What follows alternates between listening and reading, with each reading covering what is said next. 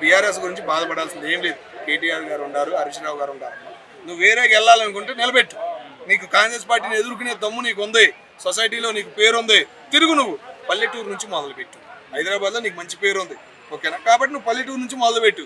వాళ్ళు చెప్పే మాటలు కూడా నీకు తెలుస్తాయి, అక్కడ జరిగే మంచి ఏంది చెడు ఏంది అనేది కూడా నీకు తెలిసిద్ది, అవగాహన అనేది తెలిసిద్ది. సీతక్క అంటారు తెలుసు కదా, నేను ఇందాకే చెప్పాను.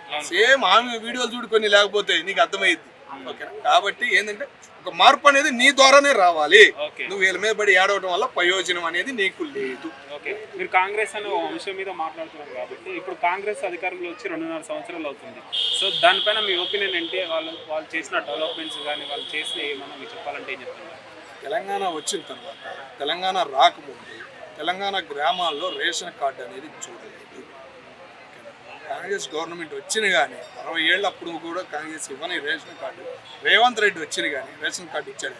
ఒక ఫ్యామిలీ గుర్తింపు కార్డు ఇచ్చాడు, అది చాలు, ఓకేనా? 1,00,000 2 లక్షలు తీసుకున్న సామాన్యుడు నలిగిపోతున్నాడు. ఆ 1,00,000 2 లక్షలకి ఆ నలిగిపోయేవాడికి రుణమాఫీ చేశాడు. మిడిల్ క్లాస్ వాడికి ఉపయోగపడ్డాడు, లేనివాడికి ఉపయోగపడ్డాడు, ఓకేనా? మా జగన్మోహన్ రెడ్డి గారికి మళ్ళీ సోమరిపోతుల్ని చేయలేదు.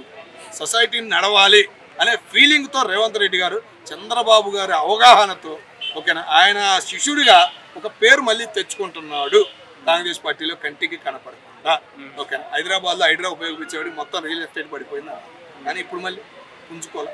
హైడ్రా అంటే హైడ్రానే రబ్బాయి అని హైదరాబాద్ జనానికి అవగాహన వచ్చింది. సో ఫైనల్గా ఏం చెప్తారు జాగృతి పార్టీ పరంగా? కవిత గారు మారాలన్నా, ఇంకా టీఆర్ఎస్ మీద బీఆర్ఎస్ మీద ఆడవటం అనేది ఆమెకే చెడు. నువ్వు సొసైటీలో నీకు పేరు ఉంది, పేరును ఉపయోగించుకుని నువ్వు పైకి రావాలి.